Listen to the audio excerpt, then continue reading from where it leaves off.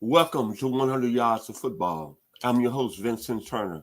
Today I got my college football legend special. He's the quarterback out of the University of Alabama.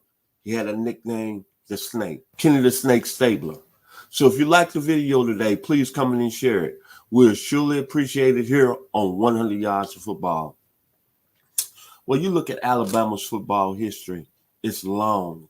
And then look at the success that it had under Nick Saban over the last few years. But really, when you look at Alabama, it really started back early on in the 20s. Then it carried over in the 30s under Wallace Wade, Frank Thomas. Then Burr Bryant took over in 1958. And then the Alabama football program kind of took an explosion through the years from the late 50s to the early 70s. Then it regrouped in the late 70s. But the quarterback position was one of the positions that was very highlighted in the success of the University of Alabama football program. Remember, they had the young man out of Beaver Falls, Pennsylvania by the name of Joe Willie Namath that won 2 national championships. They had Steve Sloan that won a national championship after Joe Namath left the next year. But before then, in 1961, they had a very smart, very outstanding, very well-respected quarterback in Pat Tramble, who won it in 1961. But in 1966, out of those 3 teams I just mentioned that won it in 61, 64, and 65, 66 might have been their best team and was led by a young man out of Foley, Alabama, the 215, Julio Jones, J.J. Fluker, Robert Lester.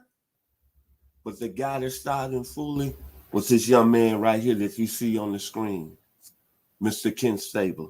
And I'm going to talk about the 66 season because it was a special season in college football. You had 2 teams that was ranked throughout the year 1 and 2, Notre Dame and Michigan State. The Notre Dame team that had Alan Page, Jim Lynch, Terry Hanratty.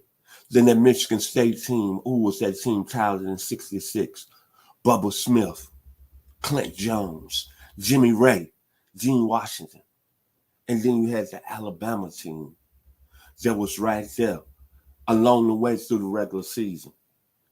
But what was so special about this Alabama team in 66, led by Ken Stabler, they went undefeated, untied, unbeaten, and had a very impressive Sugar Bowl win over Nebraska where Mr. Stabler threw for 218 yards.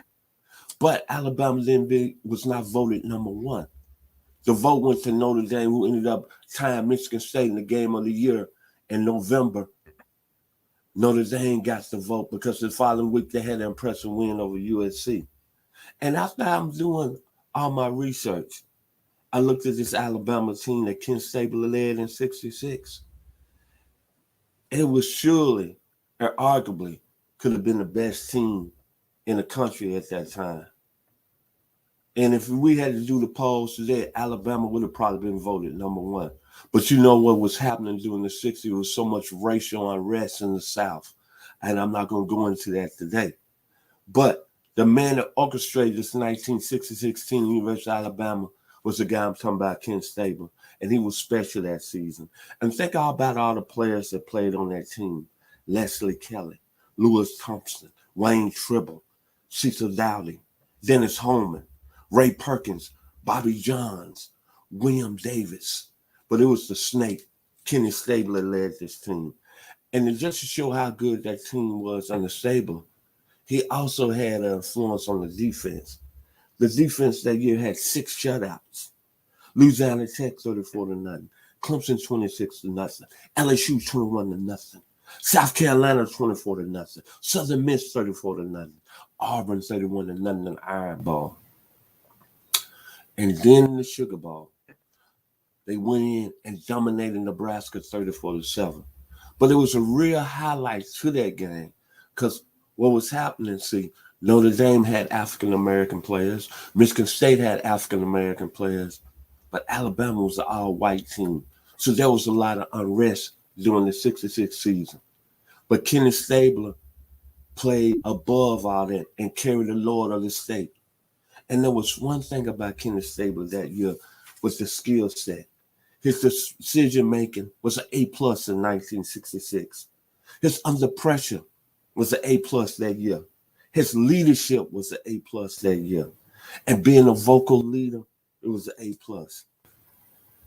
And most of all, when you look at what Kenny Stabler did in that 66 season, he clearly, the numbers weren't great, but when the stage was big, all you got to do is go to the Nebraska game. And he was flawless. And then think about what Kenny Stabler did after he left the University of Alabama. They went 8-2-1 the following season. Then he went on and became the starting quarterback for the Oakland Raiders, failing in 1973, won a Super Bowl in 1976. And when you all look at his career, it really turned out well for him. One of the most, I want to say, colorful. A guy that didn't do it the right way, but did his way. He had a swagger about him, and a style, and that good feeling of being a party animal. And he won a national championship. He didn't win as a starting quarterback in 1966, but he was part of a great tradition at Alabama. Then went on and played for one of the most rebel teams in the National Football League, the Oakland Raiders, and won the Super Bowl in 1976.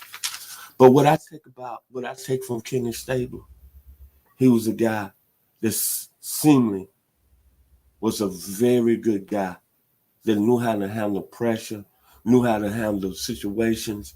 And I'm going to bring up an important point. When he got to Alabama, he didn't become a full starter till his junior year.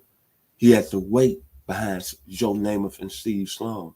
Then he got to the Oakland Raiders, and he had to wait behind Darryl LaMonica, and then become a starter in 1973.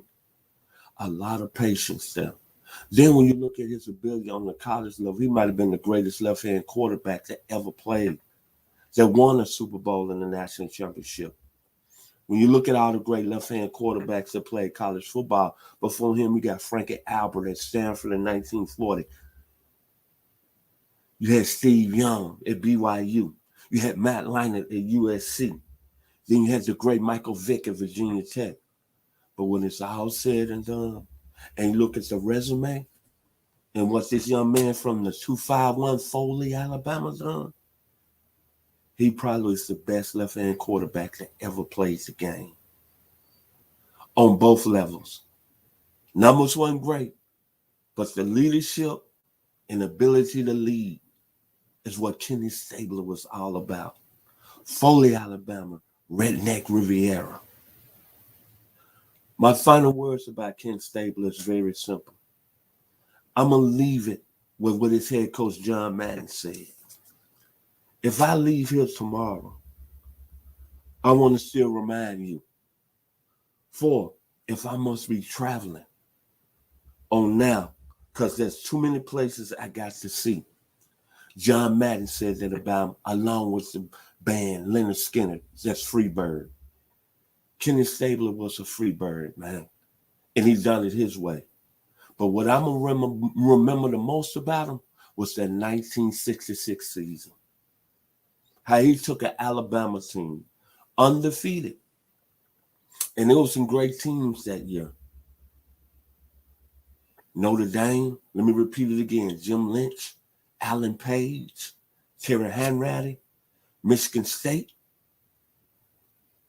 Clint Jones, Jimmy Ray, Gene Washington, George Webster, Charles Thornhill, and Division II, Tennessee State Tigers, 1966, Andrews Dickey, Claude Humphrey, Bill Tucker, King Dunlap the first. But it was all said and done, the 1966 University of Alabama might have been the best team overall based on the fact they went undefeated. And they won the 1967 Sugar Bowl 34-7 on a very good Nebraska team. So, if you liked the video today, please comment and share it. Homage to the young man from Foley, Alabama that left us too soon on July 8th, 2015. Kenny Stabler was special, man. And he had a swagger about him. So all I can say is roll tide. The University of Alabama. To the man, Kenny the Snake Stabler. You have a blessed day. I'm Vincent Turner of 100 Yards of Football.